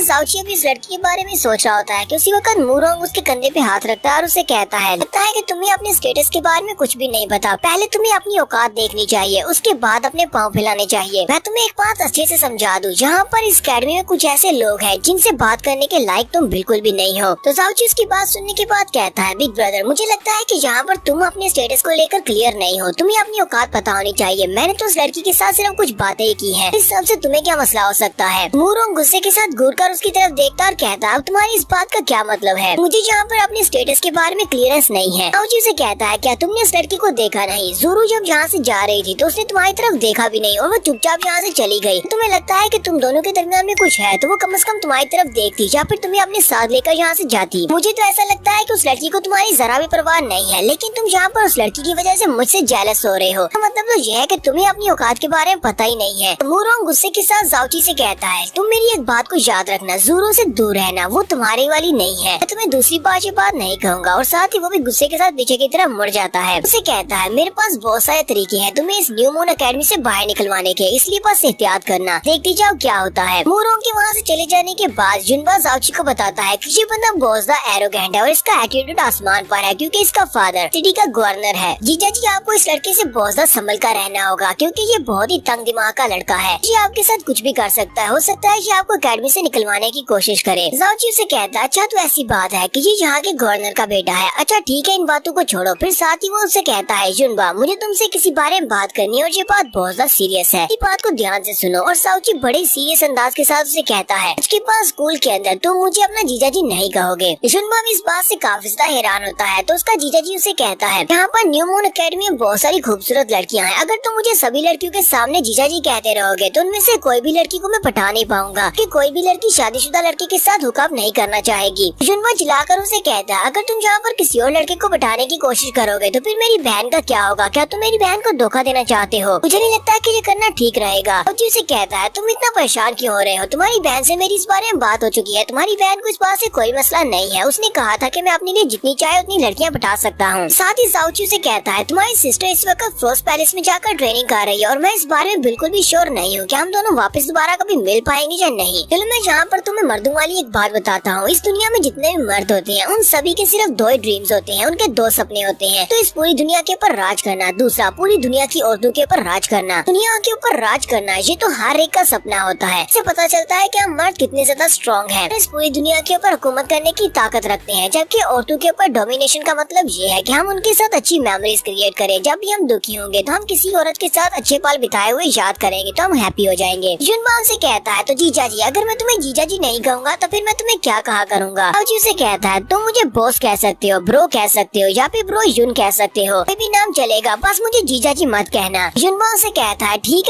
है, आज के बाद मैं तुम्हें जीजा जी नहीं कहूँगा बल्कि मैं तुम्हें बॉस कहूँगा जीजा जी। और साथ ही वो फिर से जीजा जी कह देता है। उसे कहता है, मैंने तुम्हें अभी भी क्या कहा कि मुझे जीजा जी मत कहना? वो उसे कहता है, ठीक है बॉस जीजा जी, मैं तुम्हें जीजा जी नहीं कहूँगा। वो दोनों इसी तरह बातें करते हुए आगे गुजर जाते हैं, जबकि जुनबा के दिमाग में कुछ भी नहीं बैठा। Next scene new moon mystic palace का दिखाया जाता है, मेन हॉल का, जहाँ पर सारी की सारी फैमिलीज आने वाली है और यहीं पर चैलेंज होंगे। साउची और जुनबा भी वहाँ पर आ जाते हैं क्योंकि इन्हें भी बैंक्वेट पार्टी में बुलाया गया है। साउची जुनबा से कहता है, यहाँ पर जितने लोग हैं ये काफी ज्यादा स्ट्रॉन्ग लगते हैं। वो उसे कहता है, हाँ यहाँ पर जितने लोग हैं ये सभी लोग बाकी के सारे सेक्टर्स के एलीट बच्चे हैं। मास्टर सीकोंग भी वहीं पर बैठे होते हैं। वो इन दोनों से कहते हैं, जुनबा जुनजी तुम दोनों जल्दी से यहाँ पर आ जाओ, मैंने तुम दोनों के लिए सीट्स रखी हुई है, यहाँ पर आकर मेरे पास बैठो। मास्टर सीकोंग उन दोनों से कहते हैं, अगर यहाँ पर आपस में कोई कंपटीशन होता है, कोई मैचेस होते हैं तो तुम लोग बहुत ही क्लोजली देखना, तुम्हें इन मैचेस को देखकर ही काफी कुछ सीखने को मिल सकता है कि तुम दोनों की कल्टीवेशन और तुम्हारी उम्रें सबसे ज्यादा कम है। इसी वजह से मुझे नहीं लगता कि यहाँ पर कोई भी फाइटर तुम दोनों को अपनी फाइट के लिए चूज करेगा। यहीं पर एक लड़की खड़ी होती है, वो जुनची के बारे में बात कर रही होती है। वो कहती है, इस लड़के का नाम अभी भी मास्टर ने जुनची कहा, मैंने इसको पहले कभी नहीं देखा, लगता है कि ये यहाँ पर नया आया है। ऊपर से इनको देखकर तो लगता है कि मास्टर सीकोंग को ये लड़का काफी ज्यादा पसंद है जो उन्होंने इसे स्पेशली अपने साथ बिठाया है। वो लड़की आगे बढ़ती है और साउची से पूछती है, क्या तुम यहाँ पर नए हो? क्या तुमने अभी भी हमारे सेक्टर को ज्वाइन किया है? साउची से कहता है, हाँ मैंने अभी हमारे सेक्टर को ज्वाइन किया है, मैं यहाँ पर बिल्कुल नया हूँ। साउची हल्की सी मुस्कुराहट के साथ उस लड़की के साथ बात करता है तो वो लड़की आगे से ब्लश करना शुरू कर देती है। फिर साथ ही कहती है, ये लड़का तो बहुत ज्यादा हैंडसम है और ऊपर से ये अपनी बेसिक राम के फर्स्ट लेवल तक पहुँच चुका है। इसी वजह से मास्टर सीकोंग इस लड़के को यहाँ पर इस बैंक्वेट पार्टी में लेकर आए हैं। वो लड़की साउची की तारीफ करते हुए कहती है, जुनची तुम काफी ज्यादा क्यूट हो। जबकि यहीं पर जुनबा की एंट्री होती है। जुनबा उस लड़की से कहता है, हाँ ये क्यूट तो होंगे ही क्योंकि ये मेरे जीजा जी हैं। ये बात सुनते ही वो लड़की बहुत ज्यादा चौंक जाती है, जबकि हमारा साउची भी इस जुनबा को अंदर से अंदर गालियाँ दे रहा होता है कि पता नहीं ये कब सुधरेगा, इसने फिर से मेरा चांस गवा दिया। साउची बात को संभालने के लिए उस लड़की से कहता है, मुझे लगता है कि तुम भी शादीशुदा होगी, कि तुम भी बहुत ज्यादा प्रिटी हो और यंग हो। वो लड़की साउची से कहती है, नहीं मैं इतनी जल्दी शादी नहीं करने वाली, अभी तो मेरी एज ही क्या है, मैं सिर्फ 17 साल की हूँ, मेरा नाम होंग माई है। साउची उसे कहता है, अच्छा ठीक है, अगर फ्यूचर में मौका मिला तो फिर से बात करेंगे। फिर साथ ही वो जुनबा की तरफ देखता है और उसे घूर कर कहता है, जुनबा ये तुमने क्या किया? जुनबा उसे कहता है, ब्रदर प्लीज मुझे माफ करना, मेरे मुँह से निकल गया। तो यहीं पर हमें एक सेक्टर वालों को दिखाया जाता है जिनका नाम आयरन स्पीयर सेक्टर होता है। आयरन स्पीयर सेक्टर के लोग न्यू मून सेक्टर पैलेस के काफी अच्छे दोस्त हैं। तो उनके लीडर यहाँ पर आए होते हैं अपने बेटे को लेकर। वो नए लीडर को यहाँ पर मुबारकबाद देने के लिए आए हैं। नए लीडर भी उनके साथ काफी अच्छे से हंस कर बातें कर रही होती हैं। वो उनसे कहते हैं, प्लीज लीडर कीन हमें माफ करना कि इस पार्टी में मैं अपने बेटे को बिना बुलाए लेकर लाया, आपको इस बात से कोई इतराज तो नहीं है? लीडर उसे कहते हैं, आयरन स्पीयर सेक्टर वालों को तो हमेशा से यहाँ पर वेलकम किया जाता है। एल्डर कीन उसे कहते हैं, तुम यहाँ पर पर्सनली मुझे कंग्रेचुलेट करने के लिए आए हो, बात मुझे बहुत ज्यादा पसंद आई, तुम हमारी बहुत ज्यादा रिस्पेक्ट करते हो, तुम अपने बेटे को लेकर आए हो, मैंने तुम्हारे बेटे को देखा है, इसका एटीट्यूड काफी ज्यादा अच्छा है, फ्यूचर में एक बहुत अच्छा जीनियस बनेगा, इसलिए प्लीज अपने बेटे के साथ वहाँ पर बैठो, अपनी सीट के ऊपर बैठ जाओ। जुनबा साउची से कहता है, जीजा जी यहाँ पर आयरन स्पीयर सेक्टर, इसके अलावा जाओ क्लैन की side branch flaming sky sector के अलावा 5 और पावरफुल सेक्टर्स हैं जो कि हमारे सेक्टर से ज्यादा पावरफुल हैं। आयरन स्पीयर सेक्टर भी उनमें से एक है। साउची से कहता है, लेकिन ये आयरन स्पीयर सेक्टर के लोग तो काफी ज्यादा अच्छे लगते हैं और ये हमारे एल्डर किंग के साथ काफी अच्छे से बात कर रहे हैं। जुनबा से कहता है, आयरन स्पीयर सेक्टर हमारे सेक्टर का काफी अच्छा दोस्त है, इन दोनों एल्डर्स में काफी अच्छी दोस्ती है और ये हमेशा से एक दूसरे के दोस्त ही रहे हैं। वजह से बाकी के सेक्टर्स के मुकाबले में आयरन स्पीयर सेक्टर वाले हमारी इंसल्ट नहीं करते। फिर साथ ही वहाँ पर एक बूढ़े एल्डर आते हैं। जुनबा कहता है इसका नाम जैन जी जाई है, जो कि ग्रेट एल्डर है क्लाउड सेक्टर का, और ये भी यहाँ पर हमारे एल्डर किन को कंग्रेचुलेट करने के लिए आया है। वहाँ पर आहिस्ता आहिस्ता करते हुए बहुत सारे सेक्टर्स के लीडर्स आते हैं, जो कि एल्डर किन को यहाँ पर कंग्रेचुलेट करने के लिए आए हैं। और फिर नेक्स्ट में यहाँ पर जाओ क्लैन की साइड ब्रांच से जाओ लूचेंग आता है, वो भी यहाँ पर एल्डर किंग को कंग्रेचुलेट करने के लिए आया है। जाओ लूचेंग वहाँ पर आता है। सभी लोग कहते हैं ये तो जाओ लूचेंग है, जो कि जाओ क्लैन की साइड ब्रांच से है। सभी लोग कहते हैं कि ये बहुत ज्यादा स्ट्रॉन्ग है। जुनबा भी उसकी बहुत सारी तारीफें करता है। जाओची से कहता है मुझे यकीन नहीं होता कि ये बंदा वाकई में यहाँ पर खड़ा है, ये बहुत ज्यादा पावरफुल है। हालांकि इसको जाओ क्लैन की साइड ब्रांच में नंबर 1 कहा जाता है। हालांकि इसकी उम्र भी सिर्फ 16 साल है, लेकिन ये अपनी बेसिक राम के 10th लेवल तक पहुँच चुका है और बहुत ही जल्दी अपने ट्रू राम में पहुँचने वाला है। तो जाओची जुनबा की बात सुनने के बाद सोच रहा होता है इसकी उम्र 16 साल है और ये अपने 10वें लेवल पर है, इसका मतलब ये बहुत ज्यादा स्ट्रॉन्ग हो सकता है। इसी वजह से ज़ोरू काफी ज्यादा परेशान लग रही है, क्योंकि उसकी उम्र के ग्रुप में यही वो लड़का है जिससे उसकी फाइट हो सकती है, लेकिन वो भी इससे फाइट नहीं जीत पाएगी। पूरा क्योंकि यहाँ पर हमारे स्कूल की नंबर 1 स्टूडेंट है, दोनों नंबर 1 आपस में भिड़ेंगे तो कौन जीतेगा। इसी वजह से ज़ोरू काफी ज्यादा परेशान लगती है। यहीं पर हम लोग अपनी एपिसोड एंड करेंगे। एपिसोड की एक्सप्लेनेशन अच्छी लगी हो तो कमेंट करके जरूर बताइएगा। चैनल को सब्सक्राइब कर दे, वीडियो को लाइक और शेयर कर दे। शुक्रिया।